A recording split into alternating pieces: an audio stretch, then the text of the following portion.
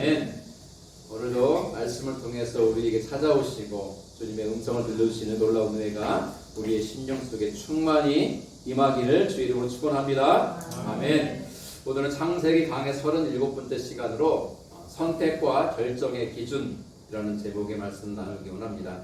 제목 같이 읽어볼까요? 시작. 선택과 결정의 기준. 아브라함은 75살에 하나님의 부르심을 받고 고향 친척들이 사는 곳을 떠났죠. 그리고 하나님의 인도하심을 따라 머나먼 여정에 올랐습니다. 온갖 어려움을 겪고 마침내 도착한 땅 가나안. 그는 그 가나안 땅에 거주하면서 60년 이상 오랜 기간을 살았지만 작은 땅조차도 얻지 못합니다. 하나님은 아브라함에게 처음 약속하셨을 때에 내가 너와 너의 후손들에게 무엇을 주리라 약속하셨죠? 땅을 주리라 약속하셨습니다. 그런데 가나안에 와서 거주한 지 60년도 넘었는데 한 뼘 정도 되는 땅조차 얻지 못한 거예요. 그의 나이 137살이 될 때까지 그는 땅을 전혀 갖지 못한 채 살아갑니다. 하지만 그의 사랑하는 아내 사라가 죽자 아브라함은 헷 족속 사람들에게 요청하죠. 그래서 에브론의 땅 중에서 막벨라 밭을 나에게 팔도록 해다오. 그래서 결국 아브라함은 아내의 죽음을 계기로 은 400세겔이라고 하는 큰 돈을 주고 막벨라 밭을 삽니다. 이렇게 해서 아브라함은 하나님의 부르심을 받고 가나안 땅에 온 지 정확하게 62년 만에 드디어 땅을 소유하게 됩니다. 물론 가나안 땅 전체를 소유한 게 아니라 가나안 땅 중에서 지극히 작은 땅인 막벨라 밭을 돈을 주고 값을 치르고 사게 된 것이죠. 이것은 별거 아닌 일이 아니라 큰 사건입니다. 왜냐하면 하나님의 약속, 즉 가나안 온 땅을 너와 너 후손에게 주리라는 하나님의 약속이 이루어지기 시작하는, 성취되어지기 시작하는 첫 출발이 되기 때문에 그러합니다.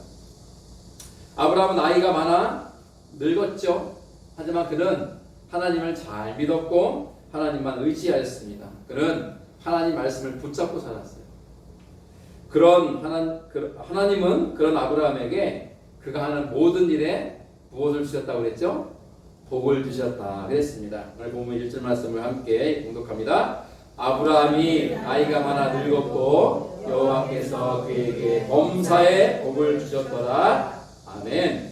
아브라함이 하는 일 중에서 한두 가지 일에 복을 주신 게 아니라 아브라함이 하는 모든 일, 아브라함이 어떤 일을 해도 그 일 가운데 하나님의 복이 임하는 거예요. 그러니까 누가 보아도 아브라함은 하나님의 복받은 사람인 것을 알 수 있을 만큼 놀라운 복을 아브라함이 받는데 특히 노년에 풍성히 복을 받습니다. 사랑하는 드림 성도들, 여러분들의 삶에 하나님의 놀라운 복이 임하기를 축원합니다. 아멘. 그러기 위해서는 아브라함처럼 살아야 돼요. 하나님만 믿고 하나님만 의지해야 돼요. 그 믿음의 증거가 뭡니까? 하나님 말씀을 따라 살아가야 돼요. 하나님 말씀은 우리를 향한 하나님의 무엇이라고요? 약속이에요. 그 약속의 말씀을 붙잡고 살아야 돼요. 그래야 하나님이 범사에 복을 주시는 줄로 믿습니다. 저는 그 은혜를 사모합니다. 제가 살아가는 삶의 모습 속에서 어느 삶의 부분은 하나님의 복이 임하고 어느 부분은 복이 임하지 않는 그런 게 아니라 내 삶의 전체에 걸쳐서 하나님의 감당할 수 없는 복이 임하는 그런 삶 말이죠. 저는 저만이 아니라 우리 드림 성도들 모두 그런 복 받기를 간절히 소망합니다. 아브라함은 이처럼 하나님의 인도하심을 받고 살았습니다. 그런 아브라함이 복 받는 것은 당연한 일이었죠. 그에게는 부족한 것이 있었을까요? 없었어요. 그는 남 부러울 것도 없었습니다. 오히려 남들이 아브라함을 부러워했죠. 근데 그런 아브라함에도 한 가지 고민이 있었어요. 사실은 고민이라기보다는 이 늙은 나이 많은 아브라함이 이제 죽기 전에 그의 생애 마지막으로 감당해야 되는 사명이 한 가지가 있었습니다. 그게 뭘까요? 그것은 바로 그의 아들 이삭을 결혼시키는 거예요. 여러분 결혼 정년기라는 게 사실은 뭐 정해진 나이가 있겠나 싶지만 일반적으로 사람이 살아가면서 결혼하는 나이대가 있어요. 그래서 결혼 정년기라고 하는데 그 정년기를 지난 사람들이 있죠. 요즘은 30대 청년 중에 결혼한 사람들이 너무 많아서 30대를 가리켜서 옛날처럼 노총과 노처녀라고 하지 않죠. 우리 권사님 때나 우리 권민수사님 때 정도만 돼도 30대 결혼하면은 뭐예요? 노총과 노처녀. 사실 저희 때도 30대 결혼해도 그렇게 노총각이라고 안 했지만 그 30대 중반 넘어가면 노총과 노처녀라고 했었습니다. 저희는 그래서 20대 결혼을 했잖아요. 저희는 동기들 중에서 결혼을 좀 빨리 한 편이죠. 28에 했고 26에 했으니까.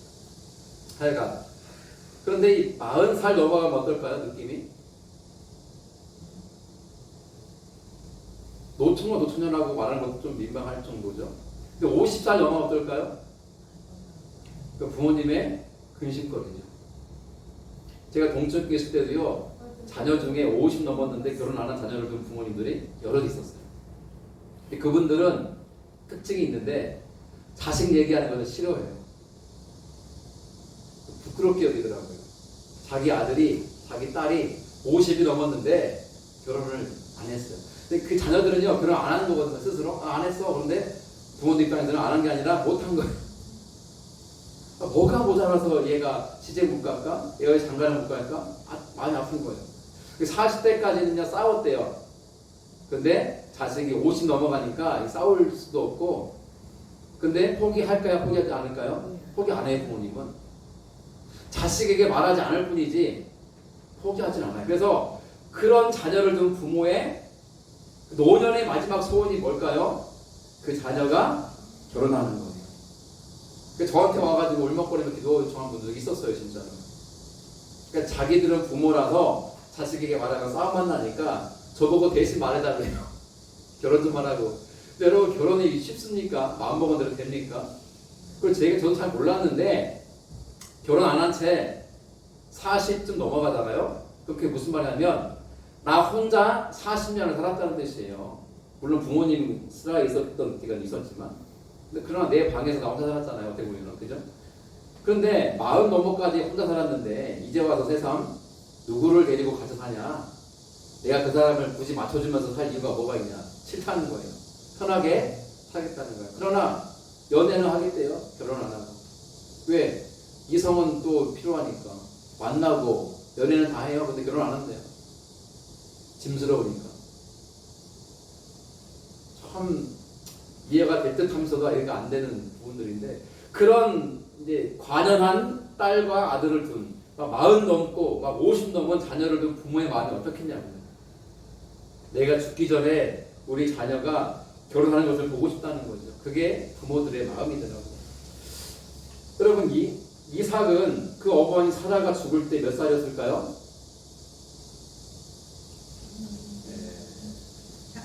자, 사라가 몇 살에 죽었죠? 37살이죠. 네. 여러분, 사라가 127살에 죽었어요. 사라가 몇 살에 아들을 낳았죠? 90살. 그러면 이삭을 낳을 때가 90살이었는데 죽을 때가 127세니까 그때 이삭의 나이가 몇 살이 됐을까요? 당연히 37, 37살인 거예요. 근데 여러분, 지금도 37이면 좀 늦었다 생각이 되는데, 이 당시 37살이면요 매우 늦은 거예요. 매우 늦은 거. 고대 사회에서는 이 식욕사회다 보니까 자식을 빨리 낳는 것이 중요해요. 그래서 보통 일반적으로 10대 중후반이면 결혼했어요. 그런데 37살까지 결혼 안 하고 있었다는 것은 왜 그랬을까 생각해보면은 아마 노년에 얻은 아들이어서 금이야 오기야 키웠기 때문에 결혼시키는 것도 가급적이면 빨리 안 시키고 싶었던 건지도 몰라요. 또 하나 이유는 아마 사라가 노년에 정말 아팠을지도 모르죠. 집에 우환이 있으면 결혼을 서두릅니까? 미룹니까? 미루죠.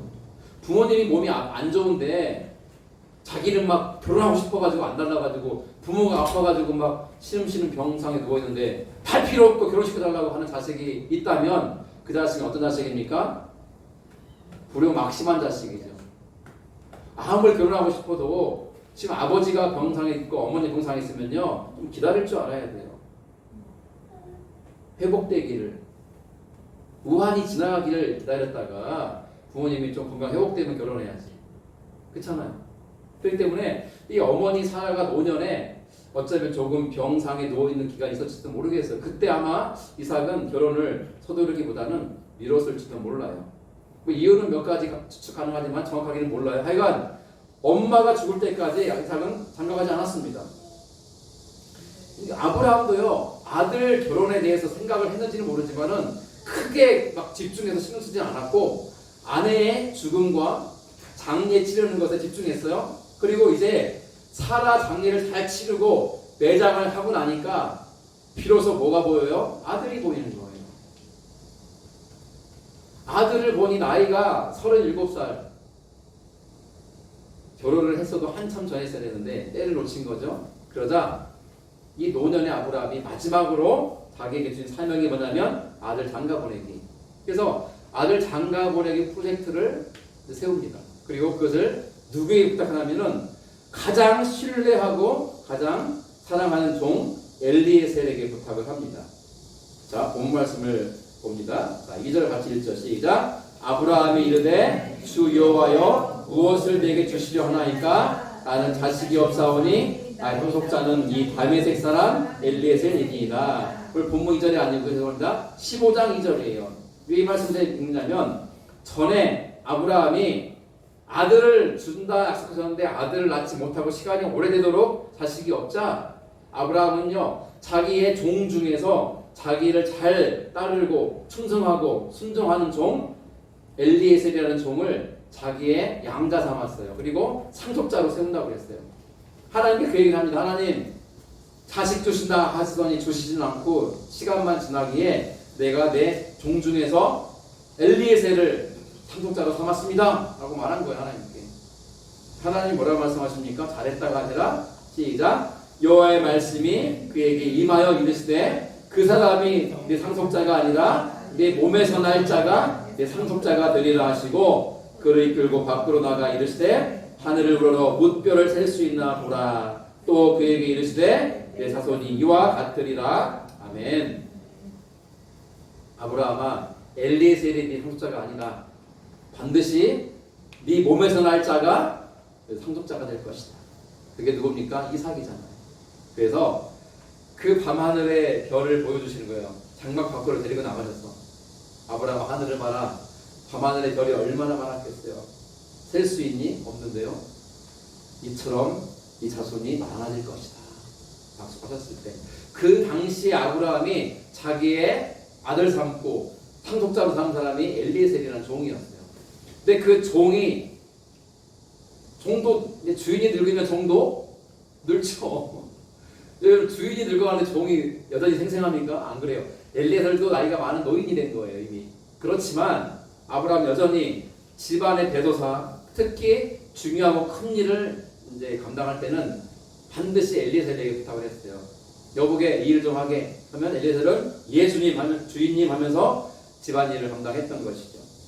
자, 그런데 아브라함이 어느 날 이 엘리에셀을 부르더니 이렇게 합니다. 같이 읽어보죠. 아브라함이 자기 집 모든 소유를 맡은 늙은 종에게 이르되 청하건대 내 허벅지 밑에 내 손을 넣으라.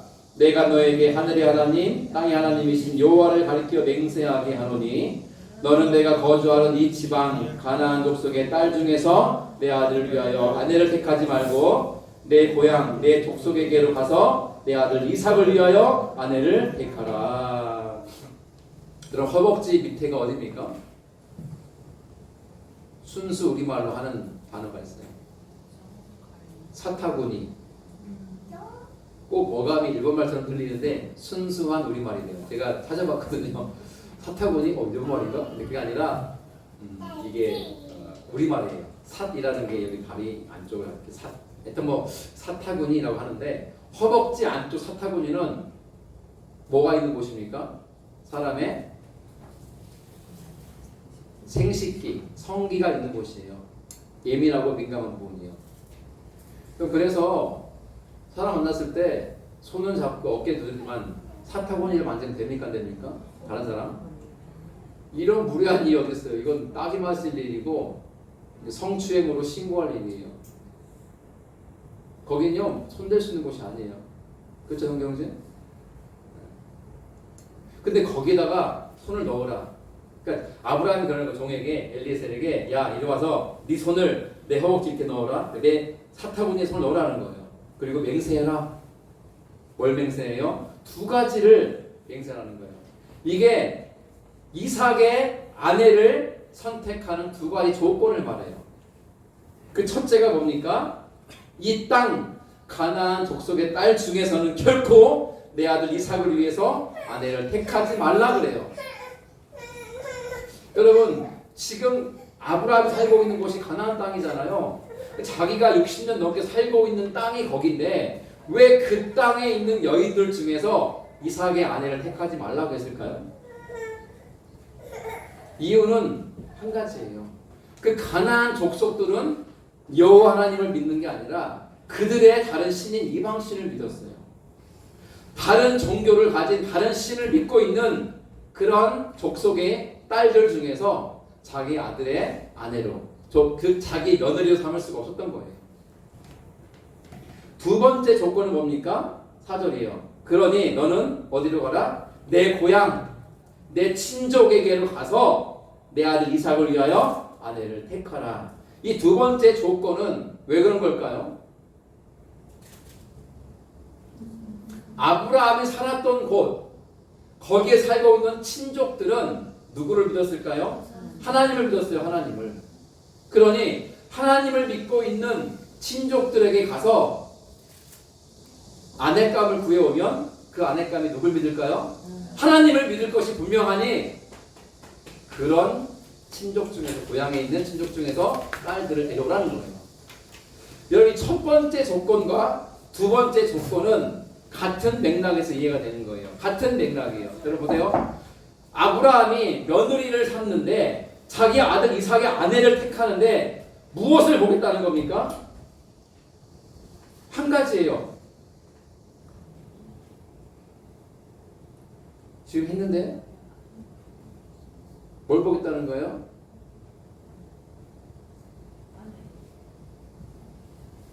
목이 아프네요. 소리 질렀더니. 믿음.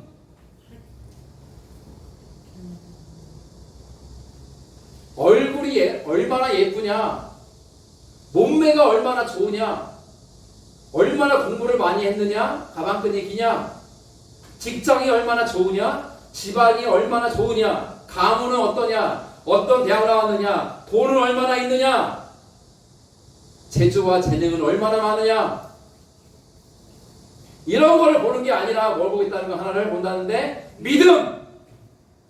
그 며느리감에 신앙을 보겠다는 거. 신앙을 단 한 가지. 그러니 제발 가나안 땅에 있는 족속들 중에서 며느리감을 구하지 말고 내가 떠나왔던 고향으로 가서 내 친족 중에서 즉 하나님을 잘 믿고 섬기는 처자 중에서 내 아들 이삭의 아내가 될 여인을 택하여 데리고 오라 그러는 거예요. 여러분들은 여러분들의 자녀의 결혼에 있어서 어떤 조건을 가지고 있습니까? 뭐 결혼 다 시켰으니까 우리 권사님은 뭐 이 생각할 필요 없지만 그러면 손녀들이 있잖아요. 이제 우리 권사 손녀가 5명이나 했잖아요. 그죠? 5명. 그 5명의 손녀들이 이제 장성해서 다 크면 시집 가야 될 텐데 할머니로서 우리 손녀들이 이러이러한 이제 손녀 사귀죠. 그 남편과 만나면 좋겠다 싶은 게 있을 거 아니에요. 우리 집사님 마찬가지 아니에요? 결혼한 자녀는 어쩔 수 없지만 결혼 안 한 자녀가 있다면 그 자녀가 이런 남자, 이런 여자와 결혼하면 좋겠다. 우리 최 집사님 그런 거 혹시 있으세요? 우리 이제 아벤이나 혜주가 이제 나이 더 먹고 크면 결혼할 텐데 지금은 뭐 안 한다고 막 그럴 때도 있어요. 결혼 안 해. 그런데 애들이 보통 안 한다고 그래. 근데 그런 애들이 더 빨리 하더라고요. 근데 이런 사회감 정하다음에 이 얘기하면은 기겁하겠지만 하느님 시집 보낼 때 저 꼬맹이를 언제 시집 보내. 근데 시집 보낼 때가 옵니다. 근데 사회감으로 어떤 사람을 내가 택할지 생각 안 해봤습니까? 2014년입니다. 지금부터 거의 10년 전에 동아일보에 실린 기사예요. 거기 보니까 미혼 남녀가 결혼의 조건으로 무엇을 선택했는가를 설문조사해가지고 올렸는데요. 이 설문조사에 이제 결혼정보회사인 가연이라는 결혼 남녀를 소개해주고 이렇게 결혼시켜주는 회사 있죠. 가연이라는 그 회사하고 그 설문조사 전문 회사인 오픈 서베이, 서베이는 영어로도 설문조사라는 뜻인데 이렇게 설문조사하는 기관 두 개의 기관이 연합해서 미혼 남녀 1000명을 대상으로 가장 중요한 결혼의 조건이 무엇인지를 조사했어요. 결혼하지 않은 그러나 결혼을 해야 되는 미혼의 남녀 1000명이에요. 자, 1순위가 뭘까요? 응답자의 41%, 그러니까 410명, 무려 410명이 1순위로 꼽은 게 뭘까요? 보시면 뭔 것 같아요? 직업, 생활력, 돈. 역시 기성세대는 참 막강합니다. 정답은 성격입니다. 여러분 가슴 아프지만 살다가 이혼하는 경우 있잖아요. 이혼하는 이유의 대부분의 이유가 뭔지 아세요? 성격 차이. 그 말은 거꾸로 말하면 결혼의 첫 번째 조건은 뭘까요? 성격이에요. 성격. 맞아야 되는 성격이에요. 사람들이 1순위, 여러분 1000명 중에 410명이나 무려 410명이나 성격을 1순위로 뽑았어요. 와. 그러면 2순위는 뭐가 나왔을까요? 인간다 22%가 나왔어요. 2위, 2순위. 이걸까요? 동경제 올 것 같아요. 능력이요. 능력? 2순위는요, 가치관이에요. 삶의 태도가 어떠한가 하는 것을 중요시 본다는 거예요. 자, 마지막 3순위는 남녀의 대답이 갈렸어요. 남자들 조사에서는 3순위가 답이 뭘로 나왔을까요? 정답은 외모예요. 얼굴이 이쁜 여자. 그러나 여자들은 3순위가 뭐였을까요? 아까 말했던 거예요. 경제력과 직업을 본대요.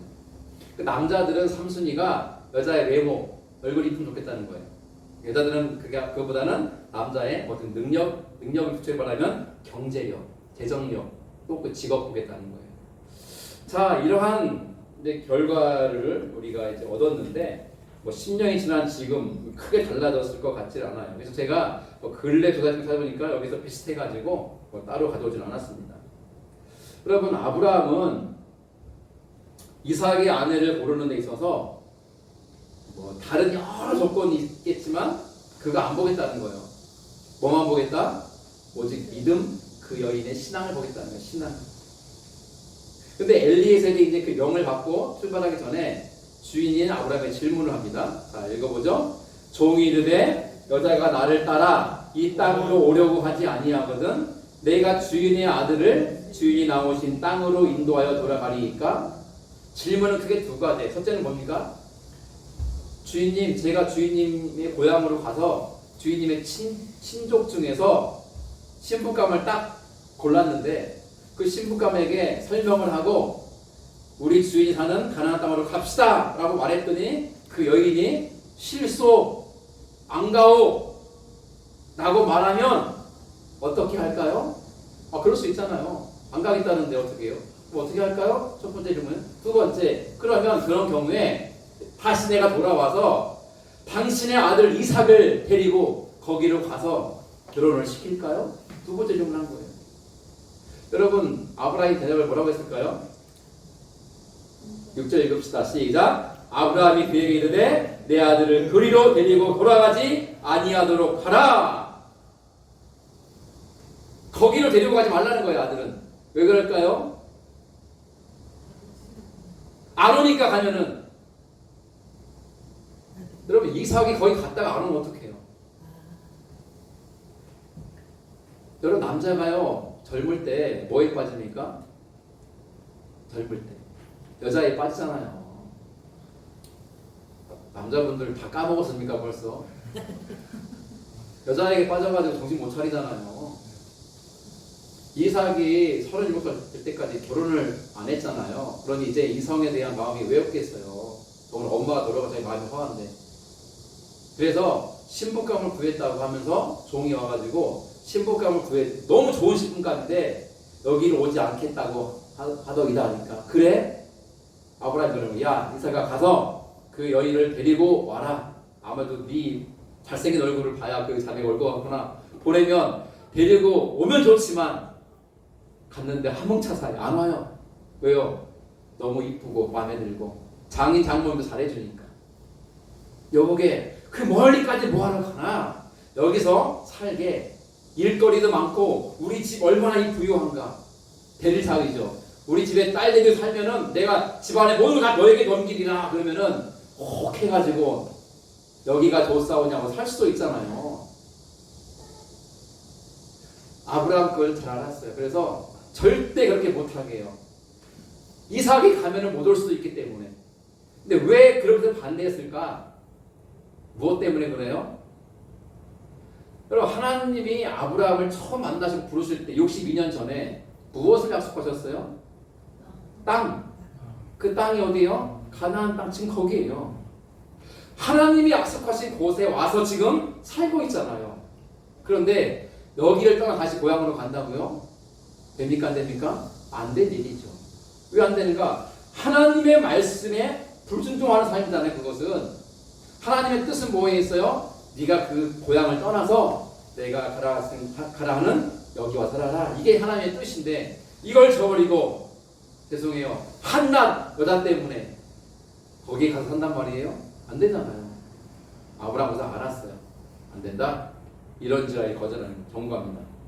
그러면서 이렇게 말합니다. 같이 읽어보죠. 시작. 하늘의 하나님 여호와께서 나를 내 아버지의 집과 내 고향 땅에서 떠나게 하시고 내게 말씀하시며 내게 맹세하여 이르시기를 이 땅을 내 씨에게 주리라 하셨으니 그가 그 사자를 너보다 앞서 보내실지라 내가 거기서 내 아들을 위하여 아내를 택할지니라. 8절. 만일 여자가 너를 따라오려고 하지 아니하면 나의 이 맹세가 너와 상관이 없나니 오직 내 아들을 데리고 그리로 가지 말지니라. 엘리에셀이 물었던 질문 답을 주는 거죠.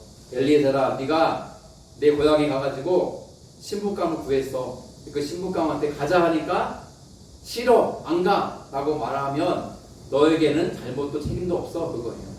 그냥 와. 그런데 절대 네 아들을 데리고 거기로 가지 마. 알겠니?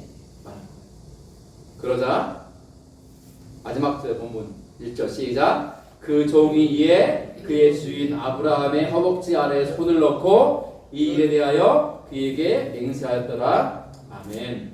다시 이야기 거꾸로 가죠. 허벅지 아래, 즉 사타구니에 손을 넣을 수는 없어요. 다른 사람의 몸에. 그런데 아브라함은 지금 엘리에셀에게 그렇게 하라는 거예요. 왜 그럴까요? 그만큼 맹세가 중하고 엄하기 때문에. 네가 내 허벅지 아래 손을 놓고 맹세한다는 뜻은 반드시 목숨을 걸고 이 맹세를 지키겠다는 것을 뜻하는 거예요. 길을 가다가 폭풍우가 몰려와가지고 못 갈 것 같아요. 돌아오거나 할 수 없어요. 어떤 일이 발생해도 뚫고 어디 가야 돼요? 고향 땅까지 가야 돼요. 그리고 어떤 일이 있어도 뭐 해야 돼요? 신부감을 데리고 와야 돼요. 그게 허벅지 아래 손을 놓고 맹세하는 의미예요. 핑계댈 수 없는 거예요. 이러저러해서 내가 이 임무 완수를 못했습니다. 아니에요. 목숨을 걸고 반드시 이 일을 이루겠다는 거예요. 그렇잖아요. 그런 엄중한 맹세의 뜻이에요. 그런데 엘리에셀이 만약에 갔는데 그 신부감이 안 가겠다고 하면 어떻게 합니까? 라고 묻는 거예요. 그렇게 돌아오면은 엘리에셀은 죽임당할 수도 있어요. 주인에게. 네가 내 명을 거역해? 그러니까 물은 거예요. 만약에 안 온다면 어떻게 합니까? 이삭을 데리고 갔다 올까요? 하니까 이삭을 데리고 가지 마라 하는 말이 네가 거기 가지 않아도 너에게 책임 묻지 않겠다. 그러자 비로소 이 엘리에셀이 이삭의 신부감을 구하기 위한 머나먼 여정에 들어섭니다. 그 뒷이야기는 다음 주에 나눠보도록 하죠. 오늘 말씀 이제 정리해 봅니다. 우리는 자녀들, 아직 결혼하지 않은 자녀나 손자, 손녀들에게 대해서 어떠한 배우자를 만나면 좋을까? 그리고 그러한 이야기를 자녀들이나 후손들에게 해야 된다면 무슨 말을 해줄까? 돈 잘 버는 남자 만나라? 집안이 좋은 여자를 만나라? 대학 나오고 커리어 우먼, 좋은 직장 다니는 여자를 만나라? 여자가 머리가 좋아야 자식이 머리가 좋다? 부모가 돈 많은 부잣집 아들을 만나라? 그래야 네 평생이 편하다? 그럼 이런 조건을 제시하겠습니까? 아브라함은요, 다른 조건 안 봤어요. 단 한 가지. 며느리감을 고르는 데 있어서 한 가지만 봤어요. 그게 뭡니까? 그녀의 믿음이었어요. 하나님을 믿느냐 하는 것을 보는 거예요. 다른 조건이 다 좋아도 예수 안 믿으면 안 된다는 거예요. 가난하고 못 배우고 배경도 안 좋고 직장도 변변치 않은데 물론 열심히 살아가야 되겠죠. 근데 예수님을 잘 믿고 하나님을 잘 섬기는 믿음을 가진 여인이에요. 그러면 그 여인을 데려와서 내 아들의 아내로 삼으라. 그 말을 하는 거였죠.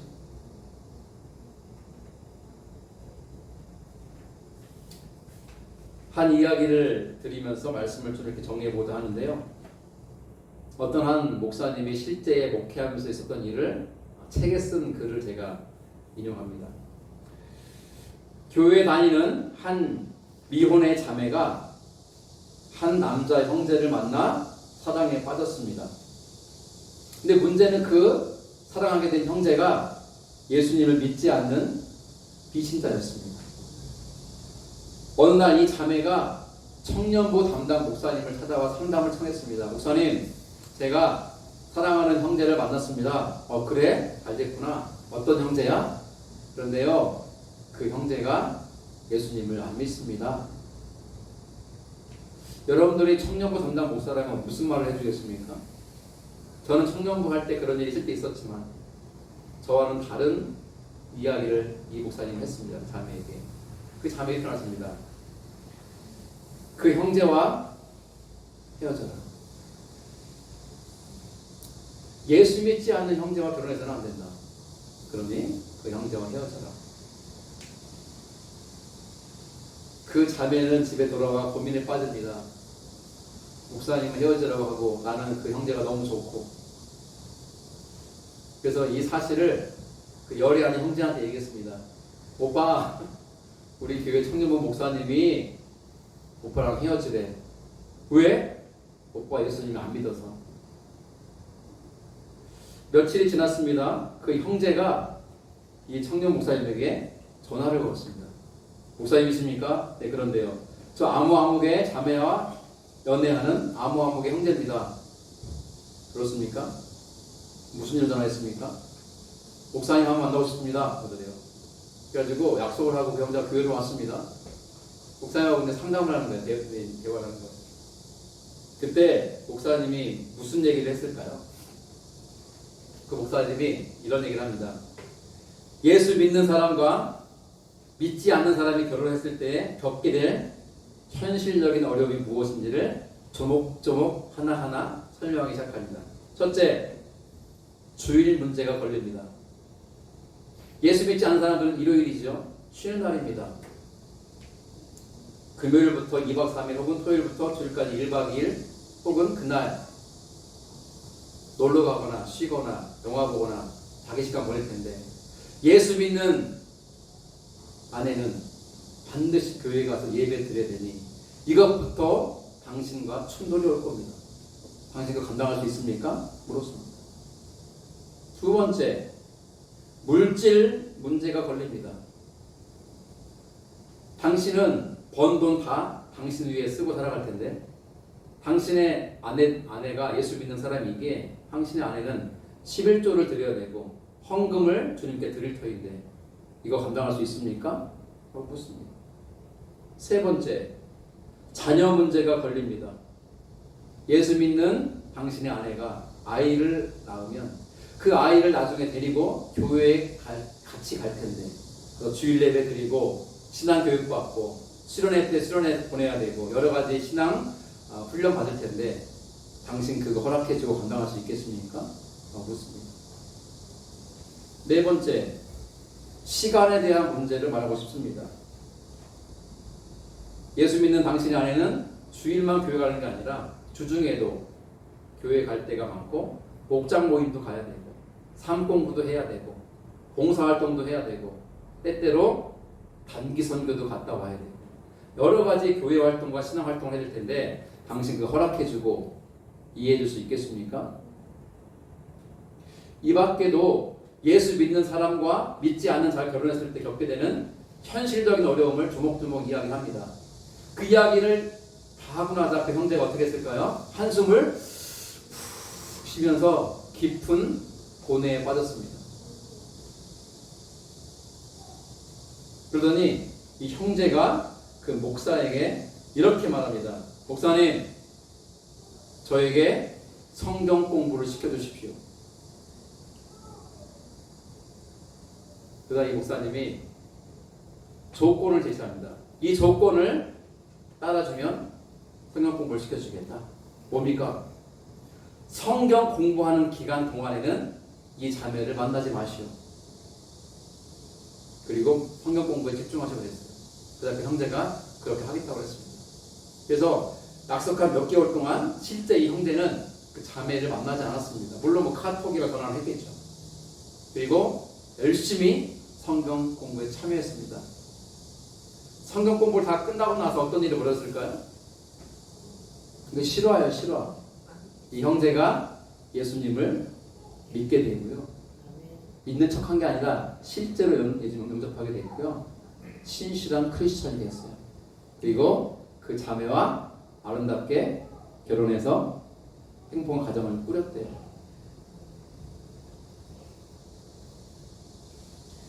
여러분, 믿음과 결혼 중에서 뭐가 중요할까요?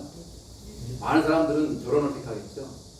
일생일대 제일 중요한 게 결혼일 텐데 당연히 결혼이 중요하죠. 여러분, 바로 아세요. 결혼이 중요한 게 아니라 믿음이 중요한 거예요. 왠지 아세요? 결혼 때문에 믿음을 저버리면 하나님에게 버림받습니다. 그러나 믿음 때문에 결혼을 버리면 하나님이 진짜 좋은 배우자를 만나게 할 줄로 믿습니다. 아멘. 그게 하나님의 역사예요. 우리가 믿음을 지키면 하나님 우리 삶을 지키세요. 우리가 믿음을 지키면 하나님 우리의 가정을 지키세요. 우리가 믿음을 지키면 하나님 우리의 직장과 사업처와 일터를 지키신다고요. 할렐루야. 아멘. 우리가 예수님을 제대로 믿으면 그 주님께서 우리 교회를 지키시는 줄로 믿습니다. 이게 신앙의 핵심이에요. 저는 그 책을 보면서 너무 감동받았어요. 그리고 제가 청년사역 할 때 그렇게 못했던 게 참 부끄러웠어요. 그 청년부 목사는 참으로 훌륭한 목회자입니다. 무엇이 옳은지 청년들에게 바른 신앙을 가르쳐준 참 목사입니다. 그리고 그 믿지 않았던 형제는요, 제가 볼 때 용기 있는 형제고 지혜로운 형제입니다. 그리고 하나님이 그 형제의 마음을 받으신 거예요. 내가 사랑하는 자매가 믿고 있는 하나님이 어떤 분인지를 알고 싶은 거예요. 그래서 성경 공부를 시켜달라고 했던 거예요.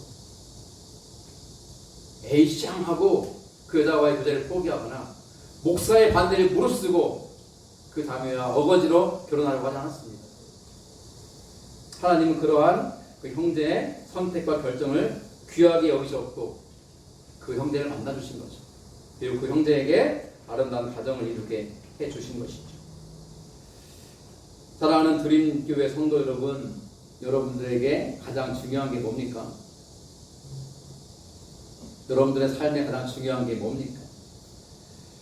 그것은 바로 믿음입니다. 여러분, 신앙생활을요, 취미생활 혹은 여가생활로 여기지 마십시오. 그렇다면 우리는 하나님을 경험하지 못합니다. 그리고 구원받지도 못합니다. 내 삶에 있어서 가장 중요한 것은 믿음. 그 믿음임을 분명히 깨닫고 알고 그 믿음을 지켜내고자 내 삶의 중심에 신앙생활을 두고 살아간다면 반드시 하나님은 그 사람의 삶을 지키시고 선한 길로 인도해 주실 줄로 믿습니다. 여러분, 믿음을 가장 소중히 여기십시오. 다른 무엇과 그 믿음을 바꾸지 말고 타협하지 마십시오. 사람의 말들에 귀를 기울이지 말고 오직 하나님 말씀에 귀를 기울이시고 하나님 말씀을 따라 살아가십시오. 어떠한 상황 속에서도 흔들리지 말고 하나님 말씀 위에 우리의 삶을 세워가고 그 말씀 가운데 우리의 삶의 믿음의 뿌리를 깊이 내리십시오. 그러면 창수가 나고 바람이 불어와도 모래 위에 지은 집처럼 쓸려가지 않고 반석 위에 세운 집이니 우리의 인생은 흔들리지도 않을 것이고 건재할 줄로 믿습니다. 아브라함의 선택과 결정을 흠모하십시오. 오늘 살아가는 내 삶의 선택과 결정의 기준이 무엇인지를 돌아보십시오. 그리고 믿음을 따라 결정하십시오. 여러분의 직장 선택도, 이사할 때 집을 선택하는 것도, 그리고 내 자녀의 배우자를 선택하고 허락해주는 일에 있어서도 그 기준은 오직 한 가지. 예수님을 잘 믿고 하나님을 섬기는지의 여부. 그리고 내 결정이 나로 하여금 주님을 더 잘 믿게 해주는 것인가? 그렇다면 하십시오. 그렇지 않다면 하지 마십시오. 그것이 우리 삶의 기준 될 수 있기를 주의 이름으로 축원합니다. 아멘. 우리 이 시간 함께 찬양하면서 잠시 기도하는 시간